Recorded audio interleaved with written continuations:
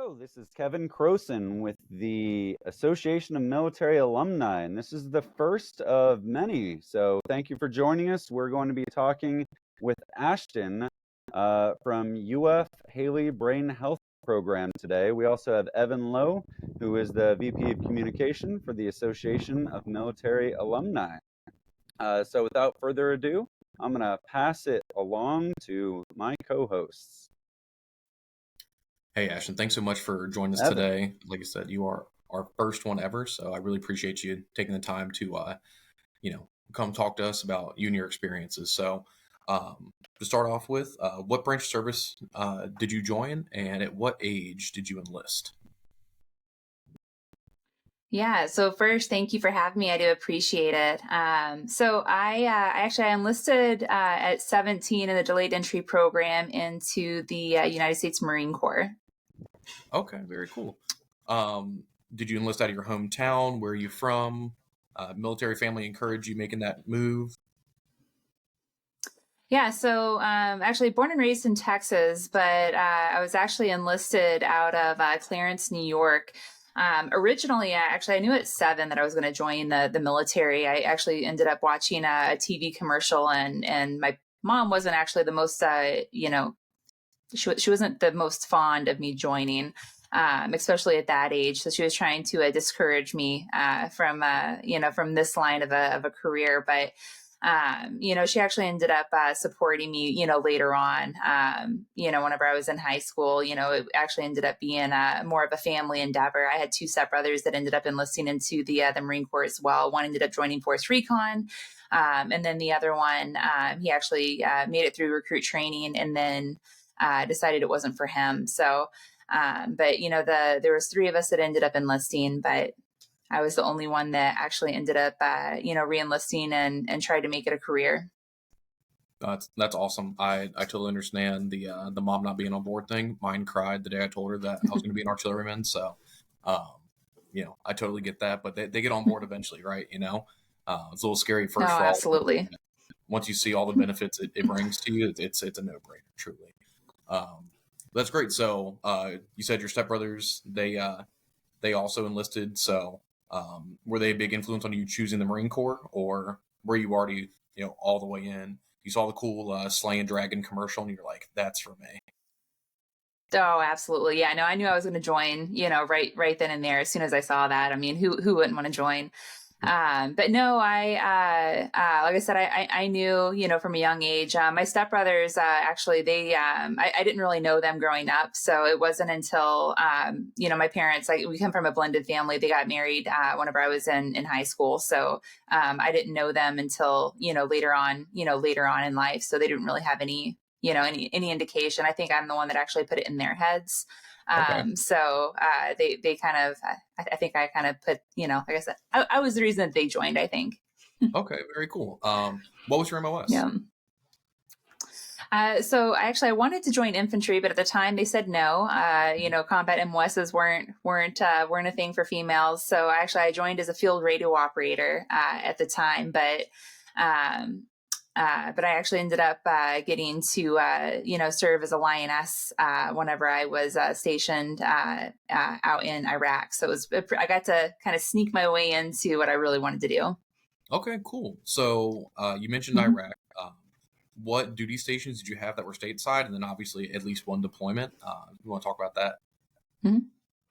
Yeah, so I was stationed in Camp Lejeune as 8th Communications Battalion, and then I was stationed in Iraq. So as a lioness, but that was as a really just as a I want to say more is just as a quick 2-month program, because again it wasn't a thing that was common at the time.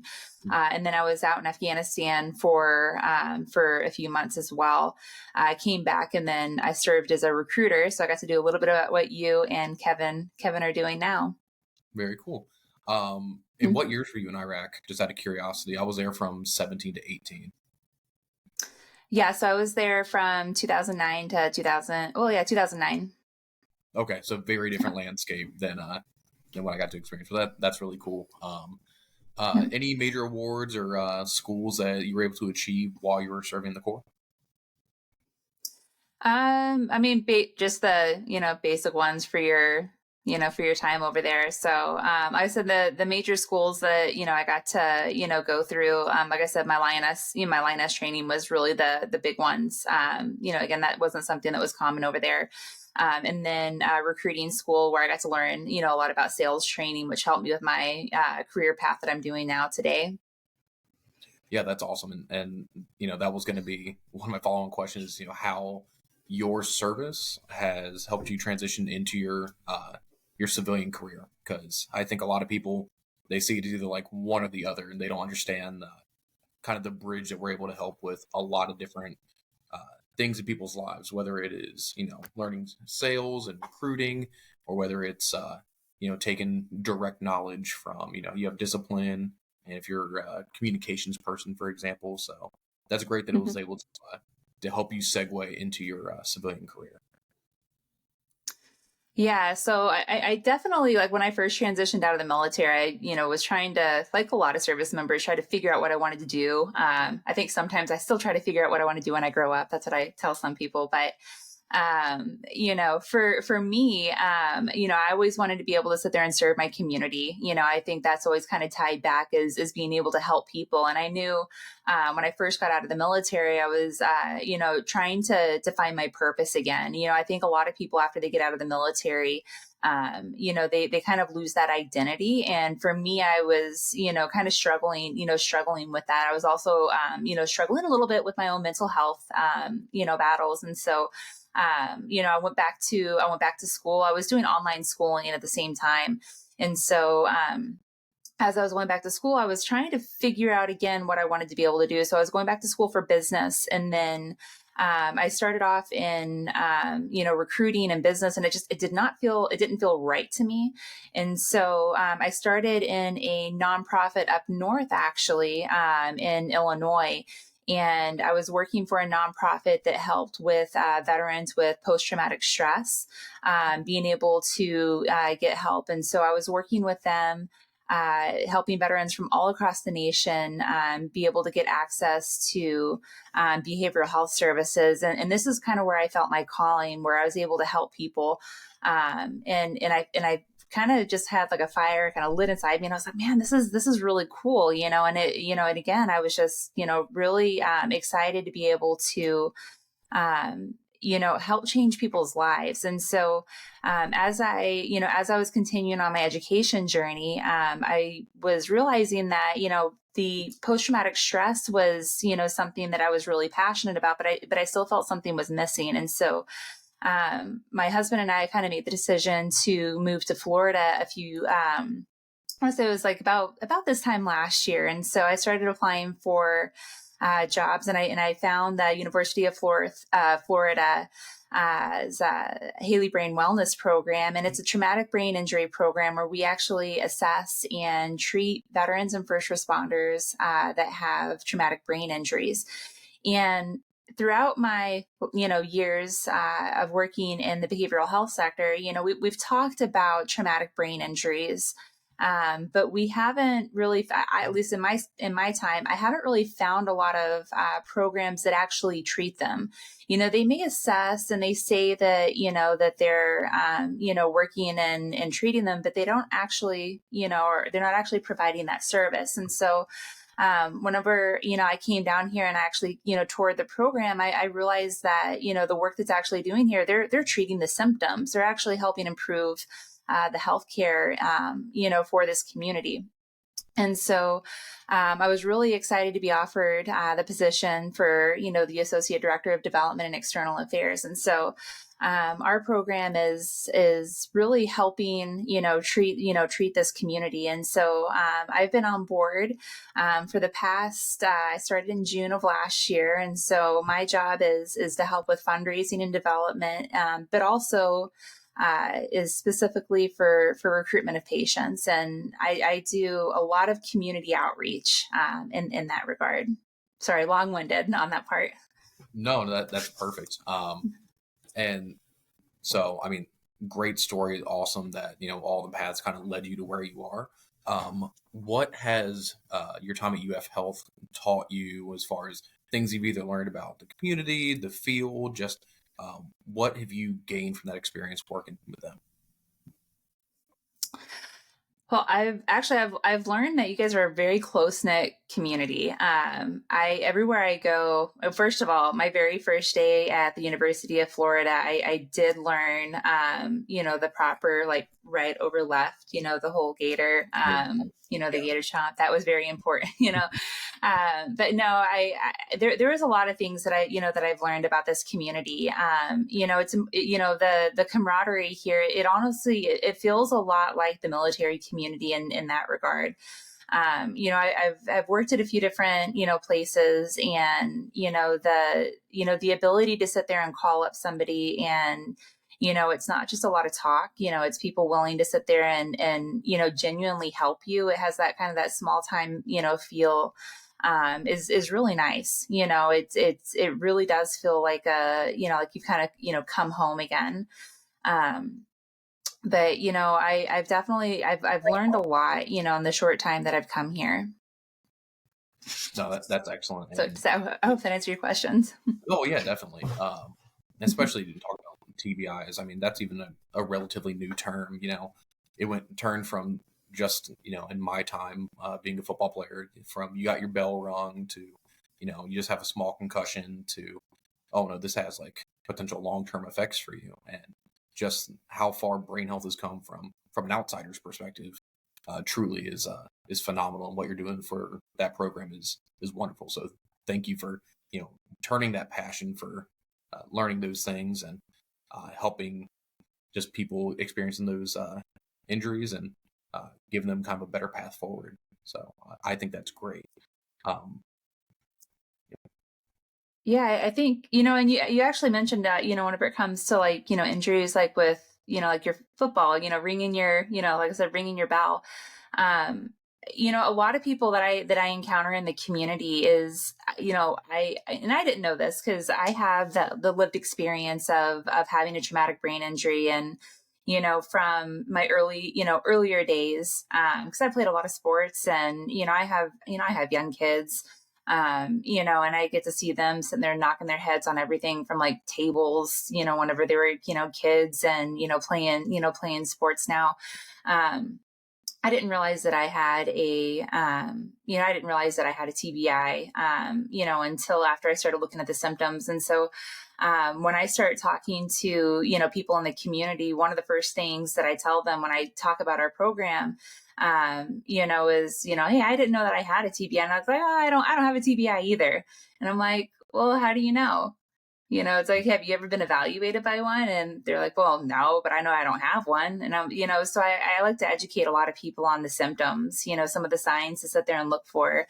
And, I go into a lot of the symptoms for them because, again, if they don't know about them, then, how do they know to sit there and reach out for a program like this?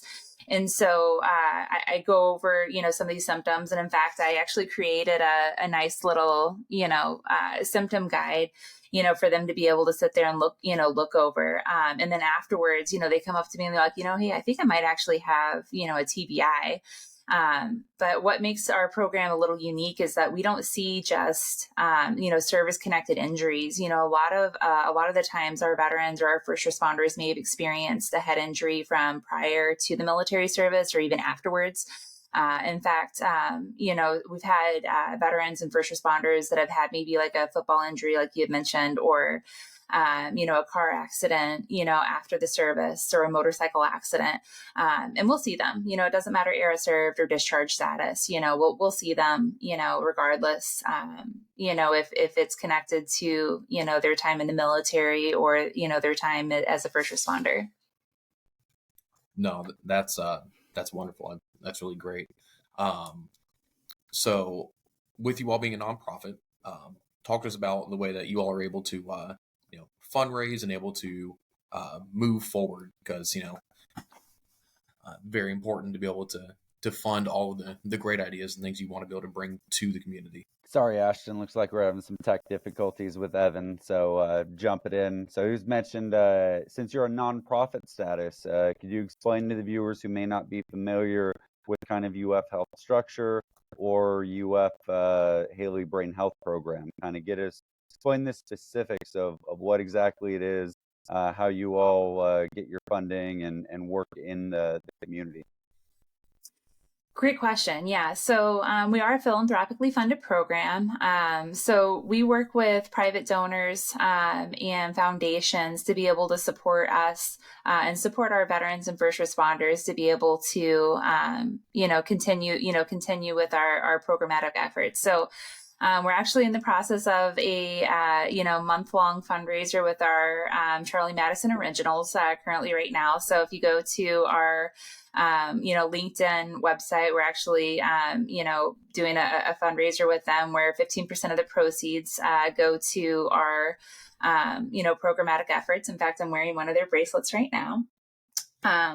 But we do rely on, donations from the community to be able to, work with, basically, care for our veterans. So it doesn't matter, air served or discharge status, like I had mentioned. And so, our goal is to reduce the barriers to care.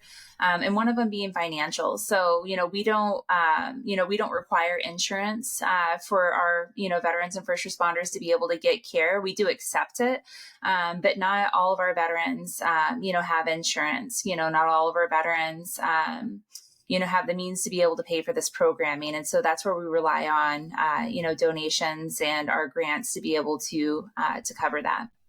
Now, is this UF Health wide, or is it specifically local to like Gainesville or Jacksonville, or is it across the whole system? Where if a veteran was interested in connecting and learning more, what is your kind of geographic boundaries? Yeah, so geographic is not a problem. So our location is actually in Jacksonville, but the location is actually based on where where the veteran is where we're going to actually get them to us. So if they're in Jacksonville, we'll sit there and have them come to us. But if they're outside of that barrier, that boundary, we'll reimburse them, mileage reimbursement rate, and then we'll house them at a hotel. For the duration for the 3-day evaluation, and then for our 3-week intensive outpatient program, if they meet criteria. If they're outside of the state, we'll actually, cover their airfare and their lodging as well. So again, that's not going to be a barrier. That's amazing. Yeah. So necessarily people don't necessarily have to be in Jacksonville. They'd still be able to reach out to get info.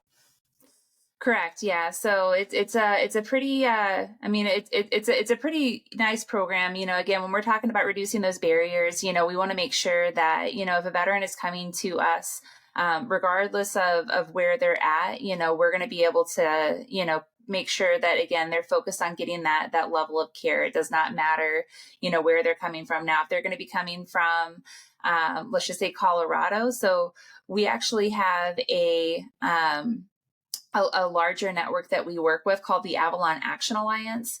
And so we're one of 7 traumatic brain injury clinics across the nation. And so we may actually, if they come in, to apply for our Jacksonville location, but they're in Colorado, we may refer them to our Colorado location, because it's a closer clinic and we want to be, cognitive of our donor dollars. Absolutely. Yeah, that's awesome. So, I mean, really, really growing, really expanding. And the more you fundraise, I would imagine, the more you can grow this program. So you mentioned there's only 7. You're one of 7 in the country. So that really speaks to kind of the elite nature of this. Can you tell us a little bit more about how you got that designation, or what it takes to be in that group of 7 for what you all do? Yeah, so originally, so we're actually based off the NICO model, which is actually what the DoD uses. So General Kelly actually is the one that kind of got all of this started, and whenever he left, the DOD and started the MIBH, which was in Colorado, which is kind of how all of this started, funding wise. We realized that, again, the veteran community was kind of, there was a barrier in being able to get seen for traumatic brain injury in regards to getting seen at the VA. There's long wait times, or maybe whenever it came to, service related injuries, there was just that access to care that was just not being seen. There was veterans that were slipping through the cracks. And so one of our major funders, the founders of Home Depot, so Bernie Marcus and Arthur Blank, they realized this, and so they actually created, the Avalon Action Alliance, and so they started, basically kind of, looking at, these. These opportunities of hospitals that wanted to be able to get basically get all of us together to work as an alliance, be able to share ideas and research. And so as an alliance, we work together, and, we identify hospitals that we want to sit there and bring under the umbrella. Our goal is to be able to, be in all 50 states. Obviously, it's going to take time and money and a lot of correspondence to be able to make that happen. So it's a goal. It's a big goal, but we're working our way through that. Absolutely. How long has the organization been around for? Like, how new are you? So we started seeing patients 3 years ago. So we're relatively new. We actually just graduated our 20th cohort. Really exciting times as we actually just increased the amount of patients that we're seeing. So we just went from seeing about 5 patients per cohort upwards to 9. So our goal is to see about 10 patients per cohort. On average, so, we see, historically, we see about 5 veterans. So to be able to double in size is a pretty big accomplishment, not just, for our team, but for the veterans as well. Cause, that cohort model is really great because they, get to sit there and lean on one another. During, during a hard time, because, we get to, they come in for that 3-day assessment, to determine if in fact they do have a traumatic brain injury, which here I'll talk about in a second. But in that intensive outpatient program, they're receiving over 100 clinical hours, about 100 clinical hours of treatment. And it's intensive. It's hard. They're, having to talk about feelings. They're going through physical therapy. They're getting challenged every step of the way. And so to be able to lean on, their brothers and sisters that they're going through programming with is nice to have a bigger group with them. So, we're really proud, to have a larger group. That's great. I mean, like you said, being able to nearly double in size from 5 to 9 is great. And ultimate goal of 10. So for you all, what are, some of the closer steps? I know the major goal is, all 50 states. Is there, kind of that intermediate range of, we want to be able to spread throughout all of Florida. Now we want to move to, the Southeast, out to, the Midwest. Kind of what are those more immediate horizon goals that people can look forward to hearing about? I don't think we're looking at expanding anywhere, in Florida. I think just staying here in Jacksonville is really what we want to be able to do, because we can bring the veterans to us. I think more of the immediate goals is fundraising, is making sure that, we have enough funds to be able to expand our programming.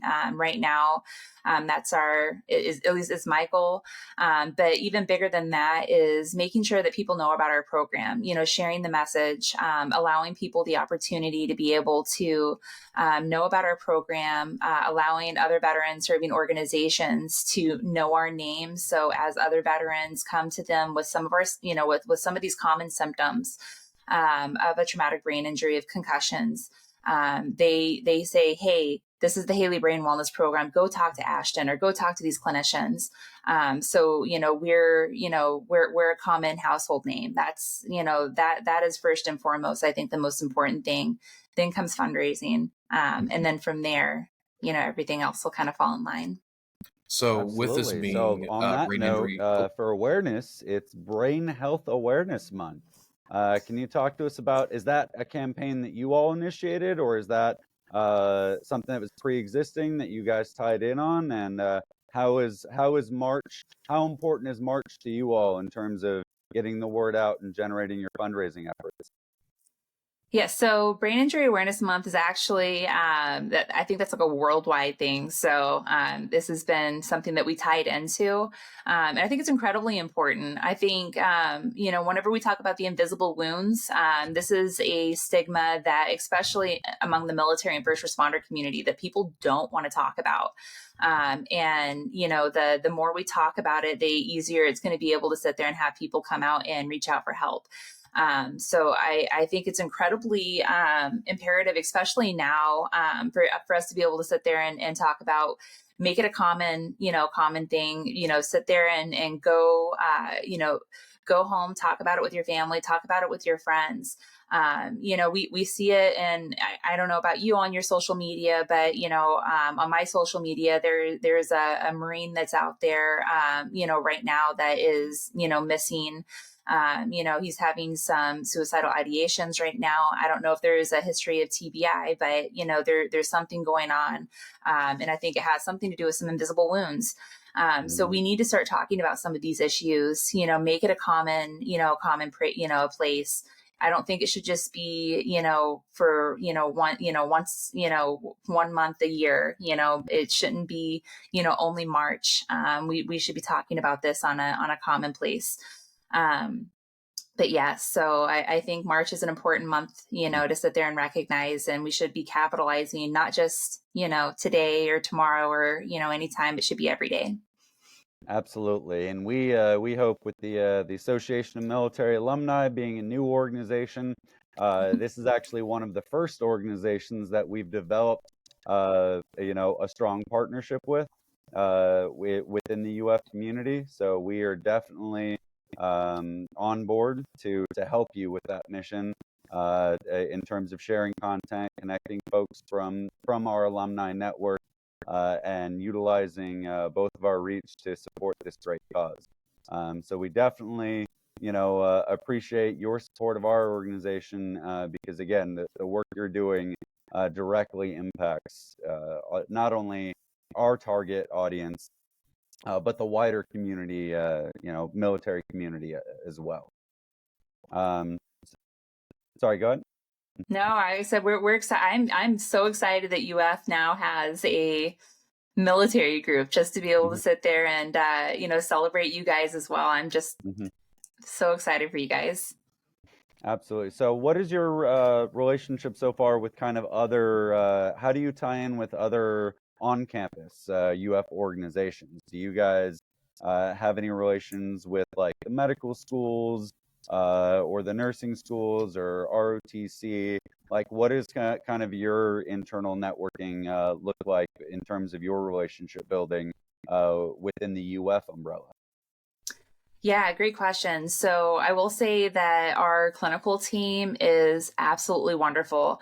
So they have definitely embedded themselves, and so we also have, first of all, our clinical team is part contracted as well. So, they are in different departments. So our medical director, Dr. Michael Kroner, he's an addiction counselor. So he's actually in the psychiatry department, part-time over there, over in our department. So he is doing the rounds on both sides.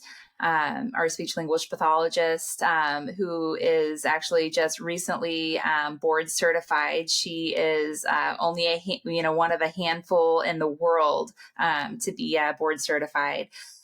So, our whole entire clinical team is incredibly embedded with the University of Florida.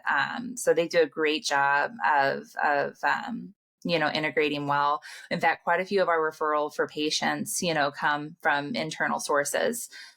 Same thing with the VA as well. We actually, have a great, great referral source, and, internal and external, with other medical providers. And it has a lot to do with just relationship building, from our clinical team. I haven't done too much work with the RATSI yet. I'm hoping to be able to reach out and get some work with them. I would love any connections that you have, Kevin. So please feel free to share, with anybody you think I should be speaking with.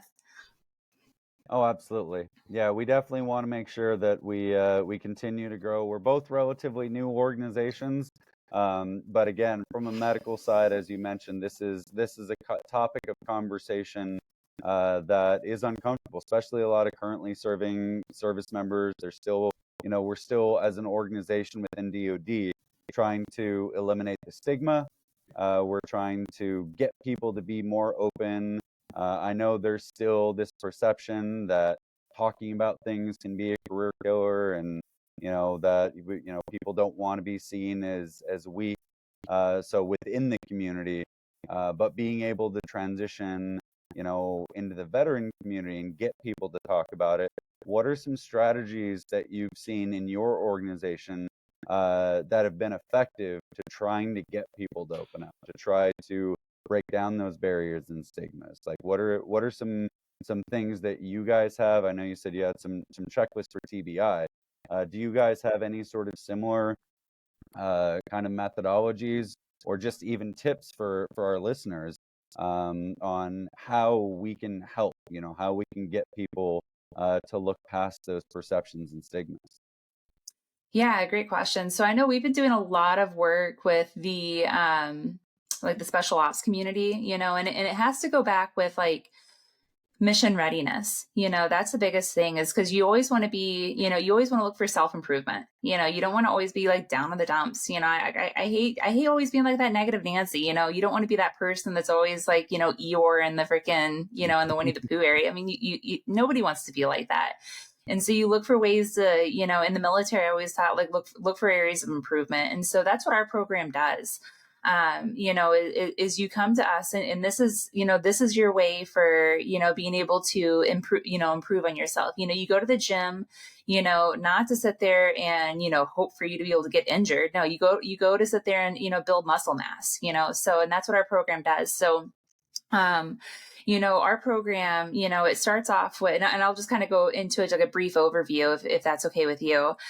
So it starts off with a 3-day evaluation, after you start off with like the intake and, you get through. So actually after you come in through our 3-day, our 3-day evaluation, we do what we call a meet the team, so unlike other programs, where you get, evaluated by your PCP, and then they refer you over to a neurologist who refers you over to a PT who refers you over to somebody else. And it takes you months and months and months to get seen. You actually meet with all of our doctors in a, 1-hour session, in one time. So you're meeting with our core, intensive outpatient program team. And you tell your story one time, you go over all your symptoms, and then over the next, day and a half, you have your follow-on appointments, and you go over basically everything, and then from there, your last day, they basically say, okay, hey, this is what we suspect that you have. You have a, mild to moderate TBI, or maybe you don't have a TBI. And, they give you your recommendations. And then based on those recommendations, you can take them back to your providers, back in your home. And then, from there, if you meet the assessment and, we think that you have that criteria met, you can come back for our intensive outpatient program. And that's where the actual work is, being done. And you're the one that's leading, the doctor, saying, hey, these are the symptoms that I want to be able to improve. All right. So I don't know about you, but most of the time when I go to a doctor, they're saying, okay, this is the treatment plan. This is what I want you to work on. All right. But as an individual that's guiding the ship, I get to sit there and be the one that's okay. Hey, I'm having issues with memory. I'm having issues with my balance. As a service member that is going, that's basically getting ready for, basically for anything, whether I'm getting ready to discharge out, or maybe I'm a reservist, that's, I don't know, anything really. I have things going on in my life. I'm wanting to sit there and improve on these basic functions. Our team is going to work with you on those basic functions. And those are the things that I want to be able to, sit there and work on. And those are the skill sets that we sit there and talk with on function improvements. That's how you sit there and you help, kind of help break down those barriers is especially in the special ops community, is because they don't want to sit there and say, hey, I have a disorder, or I'm broken. It's all about how you sit there and you talk to somebody. You don't want to sit there and get labeled. I hate having a negative label put on me. I want to sit there and look at the positives. Yeah. If I could sit there and say, hey, if I can come to a 3-week program and all of a sudden have, better muscles and, have a healthier lifestyle, I'm going to sit there and more likely go to that 3-week program if I'm going to have a better outlook on life. So that's what our team of doctors do. They sit there and they build you up and they make you feel really good about yourself. At the same time, sitting there telling you all the things that, are things that you could work on and improve on in a very healthy and effective way. And like I said, I couldn't be happier to sit there and work with this team. That's amazing. Like I said, this is like, as you mentioned, with it being only one of 7, doing what you do. We're extremely proud to have you part of the UF family, and under the UF umbrella, UF is really setting the stage as a top tier university in so many different ways. And this is just yet another organization and yet another team, not only showing the top tier programs that UF has, but UF's dedication to the military community. We definitely are just blown away by what you and that organization are doing. We definitely want to give you the opportunity. If someone wants to get more information, if they want to donate, if they want to connect, what are some ways that people can learn more and connect with you all and donate? Yeah, so it's really easy. So if they want to learn more, they can call 904-244-3289.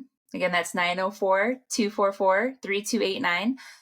Or they can visit online, ufhealthjax.org/brain tech wellness. So that's going to be on the links, right? You're going to be able to put that in the link somewhere. All right. We'll put all the links in there so everyone clicking in can visit also you all. Love the utilization of tech in there instead of very marine of you. So I can't help. It's the military in me. There's some things that are ingrained that I just can't get rid of. I learned that. And then for donate, right? Yeah, no. There's some things that I learned in the military that there's just so ingrained. And my civilian colleagues are like, yep, I can definitely tell the military in you. But if anybody's interested in donating or learning more on how to be able to give to our program, you can reach out to me directly, and that's ashton.kroner@jax.ufl.edu, and then that'll be in the link as well. Absolutely. Do you want you're on LinkedIn as well, right? I am on LinkedIn as well, and then that hopefully, Kevin, you'll be able to put that in the yes. Absolutely. So we recommend everyone, follow Ashton, follow UF Haley Brain Health on LinkedIn. Check out their websites. Is LinkedIn your primary social presence for those wanting to kind of follow along for updates? Yes, it's the Haley Brain Wellness Program on LinkedIn. That's our only social media channel right now. So I post on there fairly frequently, about twice a week. So lots of good contact on there. Absolutely. Well, we definitely want to throw it back. We want to thank you for your time today. Any additional information, anything we missed today that you'd like to, kind of to go over that we, like I said, we might have missed? Only thing that I have, because a lot of people don't know the symptoms of a TBI. So I always like to sit there and just read them off really, really quickly, because I didn't know that I had a TBI until I read it in black and white. So and I'm not a doctor, so don't sit there and say, if Ashton told me I have a TBI, I don't. But if you have any of these symptoms, just go talk to your primary care provider and, say, hey, I may have had, if If you have any of these, just go talk to your primary care provider if you ever hit your head at any point.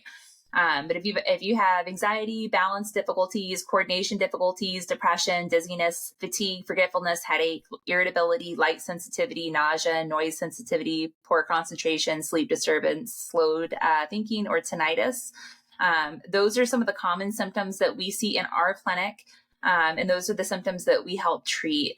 And again, for our program, we see any era, any discharge status, regardless of the ability to pay. The only requirements that we have, again, have you ever served in the military? Are you within a year of discharge, or if you're currently serving in the National Guard, we can help. Does that extend to reserve components as well, or is it exclusively guards? Because I know they have different systems. Reserve components as well. The only caveat is if you're currently on orders. We want to, because we do have the NICO, and you guys have military doctors that you guys are eligible for. So, Absolutely. Other than that, that's it. Well, thank you so much, Ashton and Evan. This has been super enlightening. Again, we're greatly impressed and thankful for everything your organization is doing. I encourage everyone to check out the Haley Brain Health Program. Follow Ashton. Check him out on LinkedIn. And the Association of Military Alumni will be an ongoing partner in sharing their content and promoting this amazing UF initiative. So thank you so much, Ashton and Evan. It's been great talking, and I'm sure we'll be in regular communication moving forward. Thank you, Kevin. Thank you, Evan. Of course. Have a good one. Thank you.